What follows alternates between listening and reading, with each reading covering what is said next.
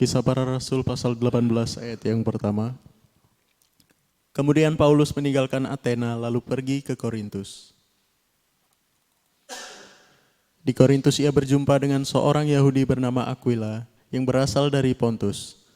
Ia baru datang dari Italia dengan Priscilla istrinya karena Kaisar Claudius telah memerintahkan supaya semua orang Yahudi meninggalkan Roma. Paulus singgah ke rumah mereka. Dan karena mereka melakukan pekerjaan yang sama, ia tinggal bersama-sama dengan mereka. Mereka bekerja bersama-sama karena mereka sama-sama tukang kemah. Dan setiap hari Sabat Paulus berbicara dalam rumah ibadat dan berusaha meyakinkan orang-orang Yahudi dan orang-orang Yunani. Ketika Silas dan Timotius datang dari Makedonia, Paulus dengan sepenuhnya dapat memberitakan firman di mana ia memberi kesaksian kepada orang-orang Yahudi bahwa Yesus adalah Mesias. Tetapi ketika orang-orang itu memusuhi dia dan menghujat, ia mengebaskan debu dari pakaiannya dan berkata kepada mereka, "Biarlah darahmu tertumpah ke atas kepalamu sendiri, aku bersih, tidak bersalah. Mulai dari sekarang aku akan pergi kepada bangsa-bangsa lain." Maka keluarlah ia dari situ, lalu datang ke rumah seorang bernama Titius Justus, yang beribadah kepada Allah dan yang rumahnya berdampingan dengan rumah ibadat. Tetapi Krispus, kepala rumah ibadat itu, menjadi percaya kepada Tuhan bersama-sama dengan seisi rumahnya, dan banyak dari orang-orang Korintus yang mendengarkan pemberitaan Paulus menjadi percaya dan memberi diri mereka dibaptis. Pada suatu malam berfirmanlah Tuhan kepada Paulus di dalam suatu penglihatan, "Jangan takut, teruslah memberitakan firman dan jangan diam. Sebab aku menyertai engkau dan tidak ada seorang pun yang akan menjamah dan menganiaya engkau, sebab banyak umatku di kota ini." Maka tinggallah Paulus di situ selama 1 tahun 6 bulan dan ia mengajarkan firman Allah di tengah-tengah mereka. Akan tetapi setelah Galio menjadi gubernur di Akaya, bangkitlah orang-orang Yahudi bersama-sama melawan Paulus, lalu membawa dia ke depan pengadilan. Kata mereka, "Ia ini berusaha meyakinkan orang untuk beribadah kepada Allah dengan jalan yang bertentangan dengan hukum Taurat." Ketika Paulus hendak mulai berbicara, berkatalah Galio kepada orang-orang Yahudi itu, "Hai orang-orang Yahudi, jika sekiranya dakwaanmu mengenai suatu pelanggaran atau kejahatan, sudahlah sepatutnya aku menerima perkaramu. Tetapi kalau hal itu adalah perselisihan tentang perkataan atau nama atau hukum yang berlaku di antara kamu, maka hendaklah kamu sendiri mengurusnya. Aku tidak rela menjadi hakim atas perkara yang demikian."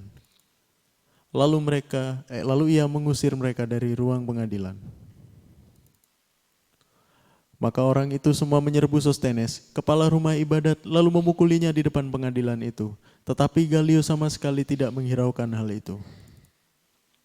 Paulus tinggal beberapa hari lagi di Korintus, lalu ia minta diri kepada saudara-saudara di situ dan berlayar ke Syria. Sesudah ia mencukur rambutnya di Kengkrea, karena ia telah bernazar. Priscilla dan Aquila menyertai dia. Lalu sampailah mereka di Efesus. Paulus meninggalkan Priscilla dan Aquila di situ. Ia sendiri masuk ke rumah ibadat dan berbicara dengan orang-orang Yahudi. Mereka minta kepadanya untuk tinggal lebih lama di situ, tetapi ia tidak mengabulkannya. Ia minta diri dan berkata, "Aku akan kembali kepada kamu jika Allah menghendakinya." Lalu bertolaklah ia dari Efesus. Ia sampai di Kaisarea dan setelah naik ke darat dan memberi salam kepada jemaat, ia berangkat ke Antiokhia. Setelah beberapa hari lamanya ia tinggal di situ, ia berangkat pula lalu menjelajahi seluruh tanah Galatia dan Frigia untuk meneguhkan hati semua murid. Sementara itu datanglah ke Efesus seorang Yahudi bernama Apolos yang berasal dari Alexandria. Ia seorang yang fasih berbicara dan sangat mahir dalam soal-soal kitab suci. Ia telah menerima pengajaran dalam jalan Tuhan, dengan bersemangat ia berbicara dan dengan teliti ia mengajar tentang Yesus, tetapi ia hanya mengetahui baptisan Yohanes. Ia mulai mengajar dengan berani di rumah ibadat, tetapi setelah Priscilla dan Aquila mendengarnya, mereka membawa dia ke rumah mereka dan dengan teliti menjelaskan kepadanya jalan Allah. Karena Apolos ingin menyeberang ke Akaya, Saudara-saudara di Efesus mengirim surat kepada murid-murid di situ supaya mereka menyambut dia. Setibanya di Akaya, maka ia oleh kasih karunia Allah menjadi seorang yang sangat berguna bagi orang-orang yang percaya. Sebab dengan tak jemu-jemunya ia membantah orang-orang Yahudi di muka umum dan membuktikan dari kitab suci bahwa Yesus adalah Mesias. Oke, shalom semuanya. God bless ya. Tuhan Yesus memberkati. Amin saudaraku. Mari kita tak jemu-jemunya belajar tentang Paulus di pasal 18. Di mana pelayanan Paulus masuk ke kota Korintus. Paulus menetapkan berkhotbah di rumah ibadat. Memberitakan tentang Yesus. Tetapi setelah beberapa saat mendapat tantangan, ditentang, dihujat. Sehingga Paulus harus keluar. Tidak boleh masuk lagi di rumah ibadat dan akan menimbulkan pertengkaran yang luar biasa. Akhirnya Paulus berpindah ke sebuah rumah di sebelah rumah ibadat, di mana pemilik rumah itu ternyata jemaat daripada rumah ibadat itu. Hal ini mengajarkan kita saudaraku. Saya teringat beberapa perjalanan dalam kehidupan orang-orang percaya, termasuk yang saya alami sendiri. Ada sebuah quote yang mengatakan bahwa ketika ada satu pintu yang tertutup, akan ada banyak pintu yang Tuhan buka. Alkitab menuliskan bahwa Tuhan turut bekerja dalam segala hal untuk kebaikan kita yang mengasihi Dia. Paulus orang yang cinta dengan orang Yahudi. Paulus orang Yahudi. Ketika Paulus mendapatkan kabar gembira, berita sukacita, mengalami sendiri bertemu dengan Yesus. Paulus dengan berkobar-kobar, dengan semangat ingin memberitakannya kepada saudara-saudaranya yang lain. Seringkali dalam kehidupan orang percaya mengalami hal seperti ini. Ketika mendapatkan sesuatu yang menggembirakan, yang membuat sukacita, yang menaikkan level hidupnya, yang memberkati hidupnya, segala sesuatu yang ada penambahan, segala sesuatu yang menggembirakan, yang semuanya dari Tuhan. Seringkali kita dengan jujur, dengan berani, kita memberitakannya, kita menyaksikannya, kita menceritakannya, bahkan kita banyak mengajak saudara-saudara yang lain untuk mengalaminya, atau berkunjung atau apapun itu yang kita beritakan. Seperti bahwa, aku ngalami gini loh, ternyata firman Tuhan ya dan amin. Yang paling mudah, ketika aku kesini, aku mendapatkan sesuatu yang luar biasa, cobalah kamu. Tapi seringkali juga kita mendapatkan tantangan bahkan diolok-olok, bahkan dimusuhi. Contoh, di dalam dunia kekristenan ada beberapa hal yang enggak semuanya mengalami hal-hal yang tidak dialami orang lain.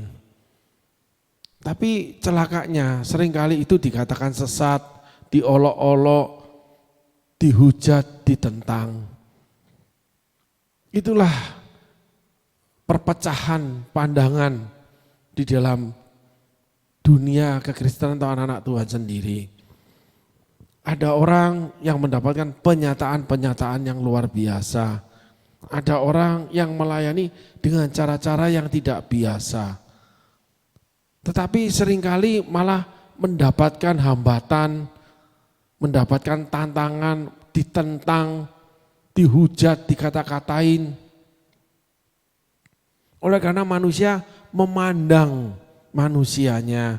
Paulus saat itu dia sudah enggak punya jabatan, dia bukan anggota Sanhedrin. Ya, dia memberitakan sebagai manusia biasa. Tapi orang-orang di Korintus termasuk orang-orang Yahudi Korintus itu menolaknya dan banyak orang Yahudi yang menolaknya. Di lain sisi Tuhan bicara dengan Paulus bahwa kamu jangan berhenti memberitakan Injil, memberitakan tentang aku. Banyak umatku di kota ini. Allah melihat banyak orang yang mencari Allah, mencari Tuhan. Sehingga Tuhan panggil Paulus yang dengan berani memberitakan.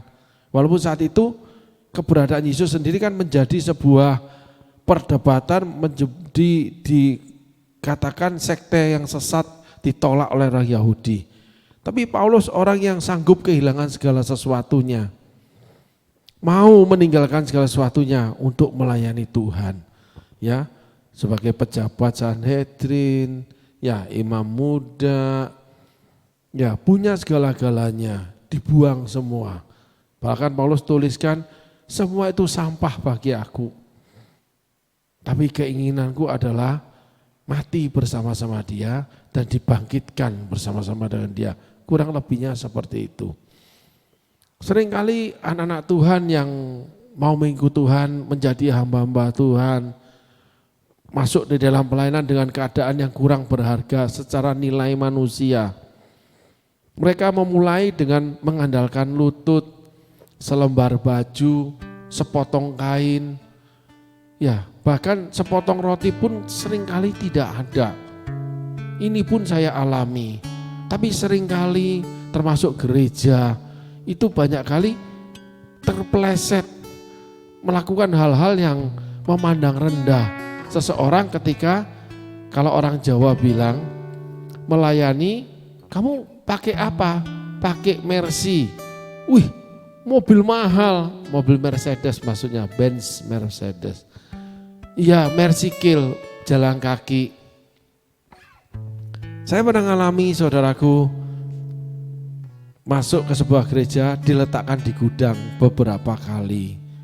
Tinggal di rumah Pak Pendeta ditaruh di gudang. Makan dimarahin oleh anak-anak yang sekolah Alkitab yang akan menjadi hamba-hamba Tuhan. Ini cuma cerita, tidak menyalahkan, bukan semuanya, tetapi ini pengalaman pribadi. Ya, bukan sebuah kepastian tapi enggak jarang juga terjadi, saudaraku.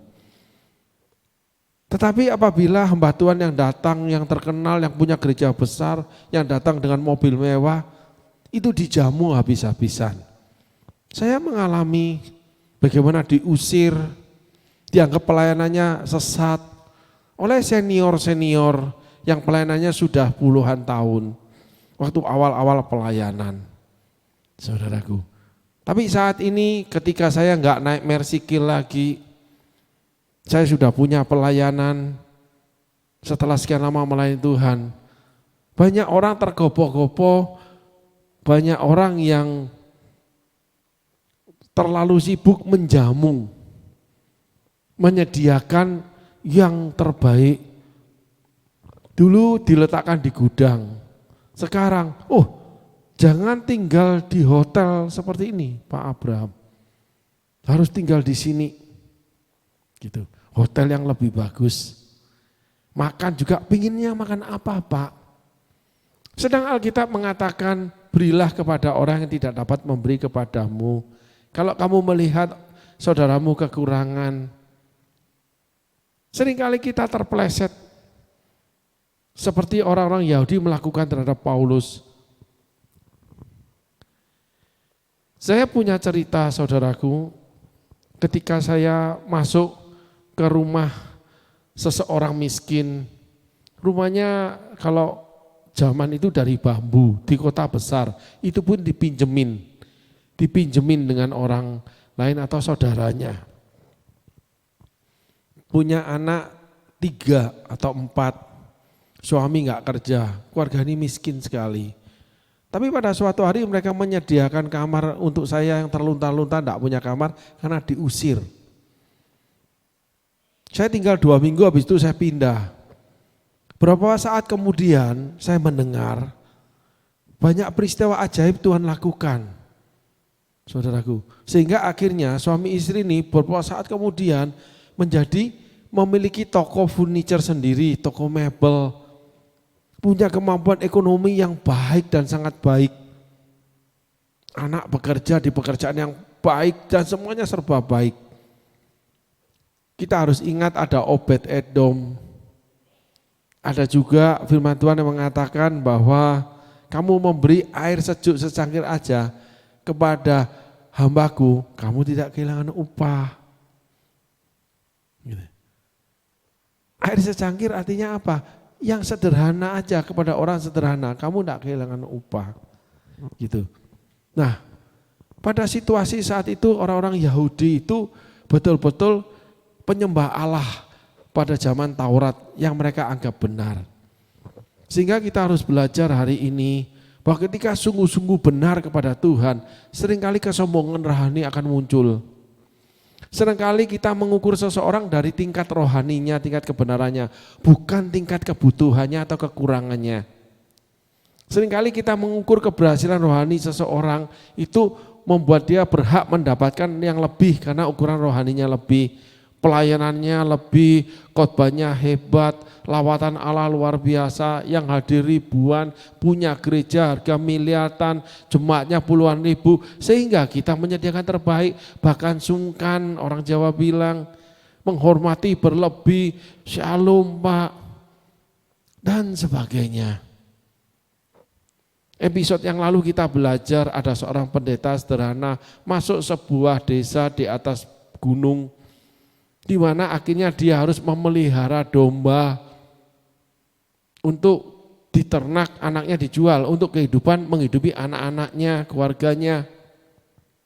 Pendeta ini sederhana, akhirnya mendirikan gereja dengan sekian puluh kakak di desa itu, sederhana, sangat sederhana.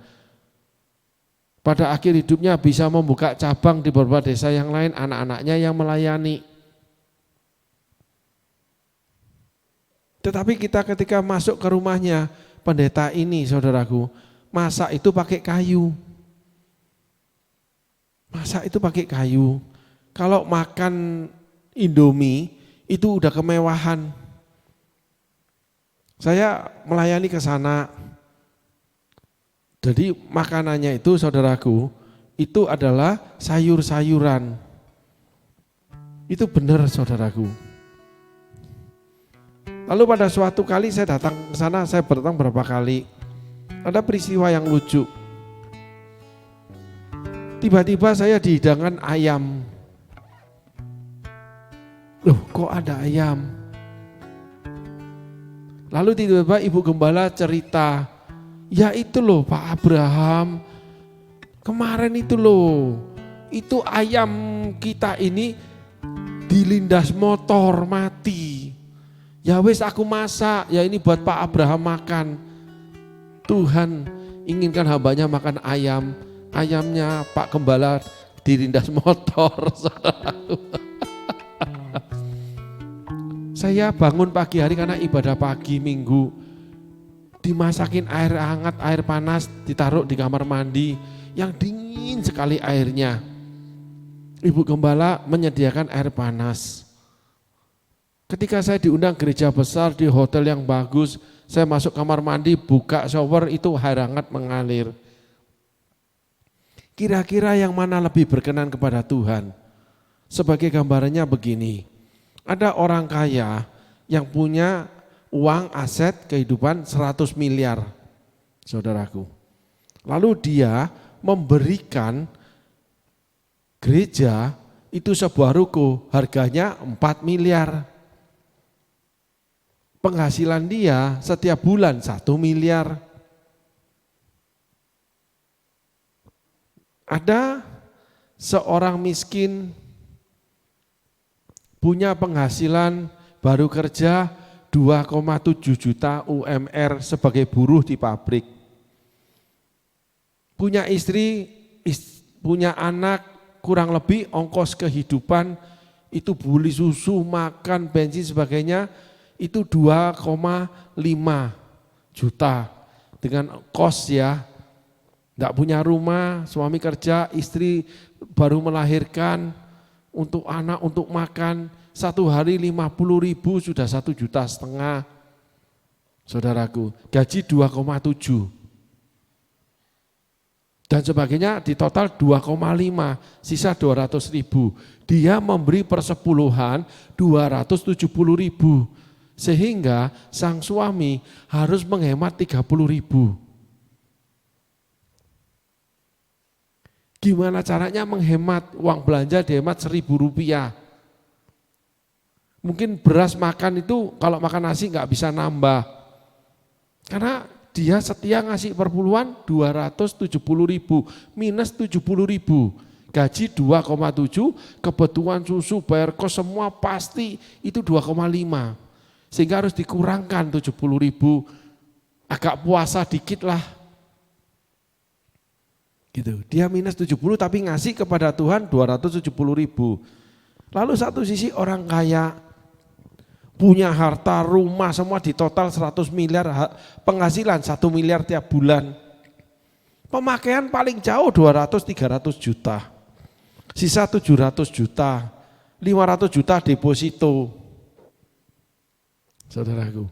Lalu memberi kepada gereja, belikan ruko harga 4 miliar, sisa 96 miliar. Kalau diambil dari tabungan, kalau enggak dari cicilan, karena dia punya sisa 500 juta, dia bayar 8 bulan atau 1 tahun. Udah lunas, tabungan dia utuh. Di hadapan Tuhan mana yang lebih besar? Yang minus atau masih berkelimpahan ketika memberi? Memberi 270 juta itu cuma persepuluhan. Dibandingkan 4 miliar, satu bangunan ruko, 3 lantai. Berikut isinya AC dan segalalah. Membuat gereja itu ibadah dengan baik. Sedang buruh pabrik ini ibadah di gereja yang sama dengan pengusaha ini. Sang pengusaha diperlakukan apa, sang buruh diperlakukan apa. Itulah ukuran manusia. Baca kitab Yakobus, next kita akan baca. Kalau kamu ada saudaramu yang kekurangan, kamu suruh duduk di ujung. Kamu ada saudaramu yang kaya, kamu duduk di tempat terhormat ketika kamu beribadah. Imanmu sudah memandang muka, searching baca iman memandang muka. Yakobus itu selalu tulis tentang kasih. Kasih antar manusia. Seringkali kita terjebak itu dengan hamba Tuhan yang punya kedudukan, kita mantuk-mantuk, menyediakan hidangan terbaik. Dengan hamba Tuhan dari kampung, kita enggak kasih yang terbaik. Memang enggak bisa disamakan, tetapi yang terbaik buat dia. Kalau hamba Tuhan miskin, kita kasih baju bekas. Tapi kalau hamba Tuhan hebat, kita bawa ke mall, ke branded. Udah pilih Pak. Gesek kartu kredit, 20 juta, 30 juta enggak masalah. Sedang kepada hamba Tuhan miskin, dikasih baju bekas. Iman memandang muka. Enggak terus yang miskin dikasih 20-30 juta, tidak juga. Tetapi ayo Pak beliin yang baru. Diajak ke toko, suruh pilih. Apakah itu tidak kebenaran? Paulus ditolak orang Yahudi karena Paulus enggak punya apa-apa. Tetapi ingat, sekarang kita menginjak pada orang yang enggak punya apa-apa. Itulah kehendak Tuhan. Kok bisa Pastor? Enggak punya apa-apa kok kehendak Tuhan? Ya gimana enggak? Ditolak itu Tuhan kan udah tahu. Kan memberitakan tentang Tuhan. Ternyata Yesus sediakan untuk rumah kecil di sebelah rumah ibadat. Dan kepala rumah ibadat itu bertobat terima Yesus, ikut Yesus. Dan banyak orang Korintus datang. Kalau di rumah ibadat itu terjadi penolakan. Rumah ibadat tutup pintu, Tuhan buka pintu kecil. Rumah ibadat itu pintu besar. Banyak orang dipikir memberi kepada orang besar, Tuhan akan berikan banyak. Banyak orang berpikir memberikan kepada orang kecil, dia akan kehilangan dan tidak dapat apa-apa. Kalau kamu memberi kepada orang yang dapat membalas kepadamu, apa upahmu? Berilah kepada orang yang tidak dapat membalas kepadamu, Bapakmu di surga akan balaskan. Gitu. Pintu kecil ini ternyata Tuhan bekerja. Pintu besar ini ditutup manusia. Rumah ibadat ditutup manusia. Rumah tinggal di sebelah rumah ibadah itu yang dipakai Tuhan. Banyak orang Korintus dibaptis mengikuti Yesus. Nah, kita lengkapi dengan diri kita sendiri. Seringkali kita melihat diri kita kecil. Seringkali kita melihat orang lain kecil. Kita nggak berharap apa-apa. Ketika kita memberi kepada orang yang besar, dia dapat memberikan sesuatu. Minimal kalau pengkhotbah pendeta besar di atas mimbar, terima kasih ya atas undangannya Pak Pendeta. Itu terasa bangga bisa mengundang pendeta besar. Tadi kalau pendeta kecil nggak usah diundang, terima kasih pun nggak ada artinya, nggak ada gemanya. Tetapi kata saudara bahwa Nathan diutus kepada namanya Daud. Yusuf, anak orang kaya, dibuat jadi budak narapidana, baru bisa menjadi Perdana Menteri. Dari yang kecil lahirlah yang besar. Dari bangkai keluarlah madu. Dari benih bertumbuhlah sebuah pohon. Sesuatu yang kecil, yang dipandang indah, yang tidak berarti, yang bodoh, yang tidak terhormat, diambil Allah dari dunia ini untuk meniadakan yang pintar, yang terhormat, yang berharga, yang berarti dari dunia. Ada lagi Daud yang kecil-kecil mungil, kakaknya tinggi besar tentara semua. Apalagi kakak sulung, Nabi Samuel terjebak, inilah orang yang diurapi Tuhan. Tuhan bilang bukan, 7 kakak selesai nggak ada yang dipilih. Tiba-tiba masuk si bungsu yang kecil yang mengembalakan kambing domba yang kotor dari ladang, dari padang, lumpur, debu, kena panas, kulit kecoklatan gosong. Badan kecil, urapi dia. Inilah orang yang kupilih. Apa yang dilihat manusia bukan yang dilihat Allah. Apa yang dilihat Allah seringkali manusia nggak bisa lihat. Sehingga saudaraku hari ini kita belajar. Jangan menganggap diri kecil. Karena diri kita yang kecil ini pintu yang besar buat Allah. Jangan menganggap diri Anda besar. Karena pada suatu hari Anda menutup pintu untuk Allah. Ada cerita, ada beberapa orang yang ketika kecil, ada banyak orang ketika nggak punya apa-apa. Seringkali orang ketika bukan siapa-siapa, datang kepada Tuhan, datang ke gereja, datang kepada hamba Tuhan, datang kepada pelayanan, memburu Tuhan. Betul-betul memburu Tuhan. Berdoa siang dan malam, ikut pengajaran dari pagi sampai subuh, kemana-mana ikut. Bahkan lebih lucu lagi, saya mendengarkan cerita bagaimana mengikuti sebuah pelayanan, naik kereta yang paling murah, beli makanan yang paling murah, kereta yang tidak ada AC, paling murah. Beberapa orang cuma untuk mengikuti sebuah pelayanan. Saudaraku, bagaimana menggebu-gebu semangat dan sebagainya. Lalu berjalannya waktu, banyak orang, beberapa orang seringkali, dan adalah sebuah kepastian ketika Tuhan sudah memberkati.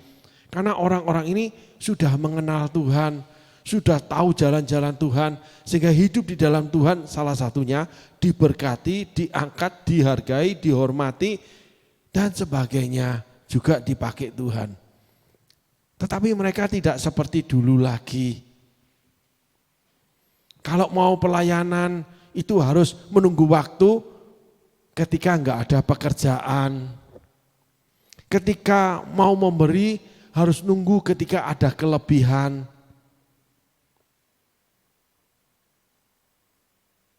Ketika mau datang ke gereja mendengarkan firman, itu harus ketika enggak capek.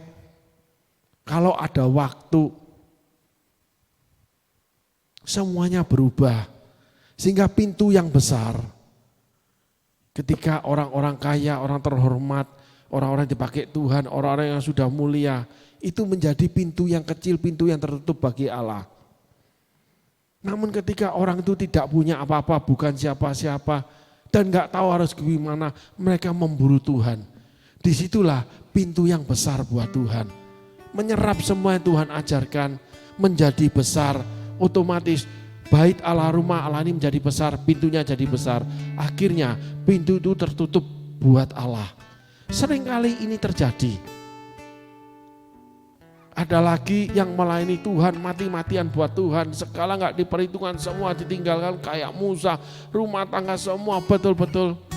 Tapi ketika sudah diberkati Tuhan, mulai rewel, pilih-pilih pelayanan, pilih-pilih orang, baik kepada A, baik kepada B, enggak baik kepada C sama D. Dulu semuanya baik, kenapa? Karena memang dia tidak diperlakukan baik. Tapi ketika mendapat kebaikan Allah, diperlakukan dengan baik, akhirnya dia memperlakukan orang lain tidak baik. Kenapa? Sudah menjadi pintu yang besar. Akhirnya pintu itu ditutup, alasannya ada. Angin terlalu besar masuk, nanti binatang besar masuk. Ada aja alasan untuk menolak Allah. Sehingga kitab Wahyu tulis ini, saudaraku, saya akan tutup dengan ini.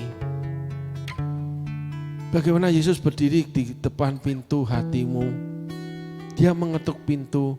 Barang siapa berdiri dan membukanya, maka aku akan masuk dan duduk makan bersama dia. Sampai Tuhan tulis itu.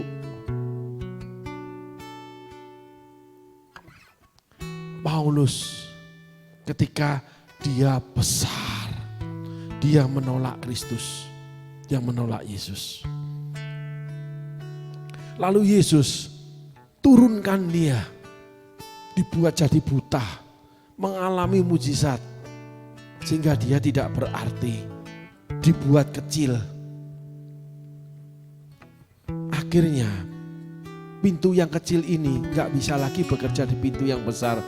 Bait Allah yang kecil ini udah gak bisa di rumah ibadat Allah. Tetapi pintu yang kecil ini yang tidak berarti, bait Allah manusia yang kecil ini, yang dikatain sesat, dikatain apapun yang tidak berarti, yang dihina, ditolak, ditentang, membuat banyak orang Korintus bertobat. Bahkan kepala rumah ibadat bertobat terima Yesus. Tahukah saudara, sesuatu yang kecil saudara lakukan, itu akan membuka pintu-pintu besar. Tapi ketika saudara menjadi pintu besar, saudara menemui dan hidup di dalam pintu yang besar. Tahukah saudara, saudara harus hati-hati. Karena saudara punya alasan untuk menutup pintu itu. Karena takut. Takut segala sesuatu yang masuk, yang mengotori, yang merampas, yang mengambil. Jadi ketika saudara menjadi besar, menjadi kaya, menjadi hebat, diberkati Tuhan, saudara akhirnya punya hati takut kehilangan, takut kekurangan. Sedang saudara masuknya kepada Tuhan, saudara pintu kecil, saudara gak punya apa-apa untuk hilang. Saudara gak pernah takut karena saudara sudah betul-betul tidak berarti. Saudara gak takut ditinggalkan karena saudara memang ditinggalkan. Saudara gak takut dihargai karena memang saudara tidak dihargai. Saudara gak takut kehilangan karena saudara memang gak punya apa-apa. Saudara gak takut direndahkan, memang saudara selama ini direndahkan. Ingatlah saudaraku, Allah mengingatkan Daud. Hei Daud, dari mana kamu aku ambil? Ketika Daud sudah jahat mengambil milik Uria, membunuh prajurit-prajurit musuh dengan luar biasa. Coba bayangin ratusan ribu prajurit dijejer per kelompok, mungkin per 100 orang. Dijejer, lalu koin dilepas, ganjil genap. Kalau turun genap, yang genap dibunuh, turun ganjil, yang ganjil dibunuh. Jadi dari 200 ribu, 100 ribu mati, dibunuh oleh Daud. Daud pada awalnya ketika ketemu Saul, dia enggak membunuh siapapun. Tapi ketika Daud sudah berarti menjadi raja besar, sudah kaya, sudah dihormati, dihargai, sudah punya segala sesuatu, Daud menjadi pembunuh ratusan ribu orang. Karena saudara sudah menjadi pintu yang besar. Saudara, hati saudara terlalu besar. Yesus tidak mau. Yesus mengetuk pintu. Yesus tidak pernah mau masuk melalui pintu. Yesus ketuk.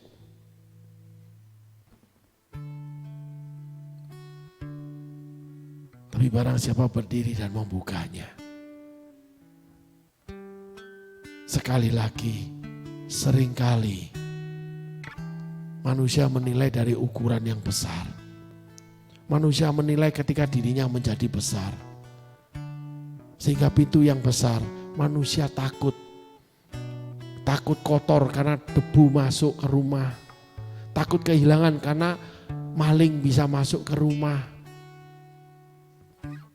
Karena rumah besar, itu pasti rumah orang kaya, rumah pejabat, rumah penguasa, rumah orang yang memiliki kelimpahan. Tapi ketika rumah orang miskin, pasti kecil pintunya.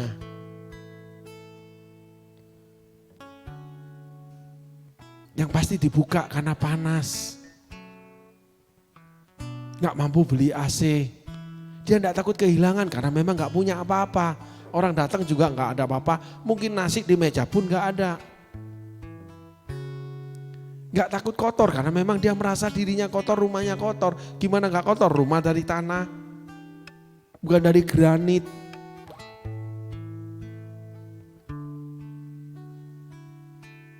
Ingat saudaraku, ketika saudara takut kehilangan, sesungguhnya saudara sudah menutup pintu hati saudara. Barang siapa kehilangan nyawanya oleh karena aku, dia akan mendapatkannya kembali. Barang siapa mempertahankan nyawanya, dia akan kehilangan nyawanya. Barang siapa merasa berharga, sesungguhnya dia tidak berharga di hadapan Tuhan. Paulus tulis, kalau aku masih mencari pujian manusia, aku bukan hamba Kristus. Seperti yang tadi kita belajar. Kalau punya 100 miliar, kehilangan 4 miliar. Dengan penghasilan 1 miliar, dipakai 200-300 miliar. Itu dalam waktu 8 bulan sudah balik. Sedangkan yang gaji 2,7 juta, beli perpuluhan 270 minus 70 ribu. Karena ongkos hidupnya 2,5 juta. Menurut saudara, yang lebih berkorban untuk Tuhan, yang lebih berharga di hadapan Tuhan, yang mana? Ukuran kita pakai janda miskin 2 peser 1 duit. Seluruh kebenaran Alkitab persembahannya, termasuk Abraham yang mempersembahkan Ishak, tidak ada ditulis persembahan yang terbaik. Allah cuma bicara pada Abraham, aku tahu sekarang untuk ketaatanmu. Tapi janda miskin 2 peser 1 duit. Dia memberikan persembahan yang terbaik. Karena dia memberikan seluruh nafkahnya. Artinya seluruh nafkah kita memberikan terbuka pintu lebar-lebar. Mau pintu besar, pintu kecil. Tuhan silakan ambil yang kau ingini. Masukkan segala sesuatu yang kau ingin masuk. Yang kotor aku akan bersihkan. Yang aku punya silakan Tuhan ambil. Waktu mungkin, hartamu, mungkin kamu didatengin orang kotor, orang berdosa, orang gak punya duit, yang kamu harus rawat, orang yang tidak mampu, orang bodoh, yang kamu harus layani, orang yang menjengkelkan, orang yang mengesalkan, orang yang tidak benar. Tapi itulah Tuhan, cara Tuhan mengambil hatimu. Kamu gak boleh takut kehilangan. Kamu gak boleh takut kehilangan waktu. Kamu gak boleh takut kehilangan damai sejahtera apalagi. Berilah kepada orang yang membutuhkan. Apakah upahmu kalau kamu memberi kepada yang kelimpahan? Kalau kamu melakukan segala sesuatu, kamu sudah dipuji manusia. kamu bukan hamba Kristus. Justru yang terhilang yang dicari, yang kurang Tuhan ingin tambahkan. Sehingga ketika saudara punya kelimpahan, punya kelebihan, saudara harus menambahkan kepada yang kurang. Sehingga siapapun mendatangi kita, kita harus terima, berusaha. Apapun yang datang sama kita harus berdoa, Tuhan ini yang mana yang kamu minta. Mungkin waktu, mungkin bahkan anak kita, mungkin bahkan pasangan kita yang dipakai melayani. Ada juga harta kita, kadang diri kita sendiri yang harus meninggalkan banyak hal karena Tuhan minta, yang harus kehilangan banyak hal karena Tuhan mau. Contoh paling ringan, tengah malam bangun dia minta Tuhan berdoa, besok pagi capek kerja, masihkah engkau sanggup berjaga-jaga 1 jam saja? Masihkah engkau mau berdoa?